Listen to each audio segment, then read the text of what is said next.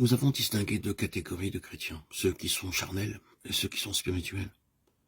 On peut se demander pourquoi ces deux catégories existent. C'est que dans le cœur même du croyant, deux natures existent aussi. Tout chrétien est conscient de cette dualité en lui. Lorsqu'une partie de lui-même veut plaire à Dieu, l'autre partie voudrait satisfaire à toutes les exigences du moi. Tandis que d'une part, il soupire après le repos de la terre promise, de l'autre, il est encore attiré par la terre de servitude. D'une main, il saisit Christ, de l'autre, il se cramponne au monde. Une loi semblable à celle de la gravitation l'entraîne vers le péché, tandis qu'une loi contraire l'attire vers Christ. L'explication de cette dualité nous est donnée par les Saintes Écritures. Il y a dans chaque croyant deux natures. La nature pécheresse, qui lui vient d'Adam, et la nature spirituelle, qui lui vient de Christ. La première épître de Jean nous dévoile cette vérité. Si nous disons que nous n'avons pas de péché, nous nous séduisons nous-mêmes, et la vérité n'est point en nous. 1 Jean 1,8. Le chrétien, même avancé dans la foi, qui dit qu'il n'a point de péché en lui, qu'il est entièrement délivré de sa vieille nature, se trompe lui-même. Il ne trompe pas sa famille, ni ses amis, et encore moins Dieu, mais il se trompe lui-même.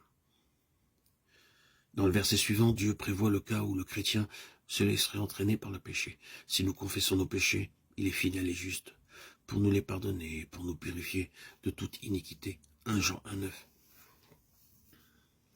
Les mots péché et toute iniquité mentionnés ici s'appliquent au péché des croyants. Nous avons peut-être abandonné les péchés grossiers de la chair. Mais que dire des péchés secrets? Les jugements sévères, l'irritation cachée, l'animosité, et puis les péchés d'omission.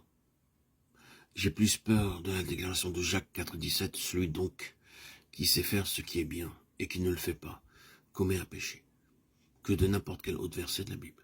Ce texte nous montre que le péché est non seulement une action ou une attitude, mais aussi une omission. Si je ne fais pas ce que je devrais faire, je pêche, qui dès lors est sans péché. Dans chaque croyant, il y a cette vieille nature qui ne peut faire autrement que de pécher. Elle ne peut connaître Dieu, ni lui obéir, ni lui plaire. C'est notre naissance physique qui a produit en nous cette nature, dont l'objet unique et essentiel est de faire la volonté du moi et de le glorifier. Dans chaque croyant, il y a également une nouvelle nature qui ne peut pas pécher. Sa raison d'être, c'est de connaître Dieu, de lui obéir, de lui plaire. Cette nature-là nous est donnée à la nouvelle naissance. Elle tend à faire toujours la volonté de Christ.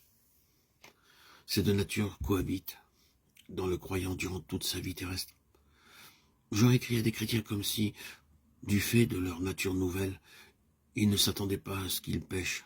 Mes petits enfants, je vous écris ces choses afin que vous ne péchiez point. 1 Jean 2. Et cependant, il tient compte de la possibilité pour eux de pécher parce qu'ils ont encore en eux cette nature née de Satan. Et si quelqu'un a péché, nous avons un avocat auprès du Père, Jésus-Christ le juste. 1 Jean 2,1. Dieu ne parle jamais d'améliorer la vieille nature, car elle ne peut être améliorée, ni de la soumettre, car il est indomptable. Il ne parle même jamais de l'extirper. Il veut la conquérir d'une manière bien plus remarquable.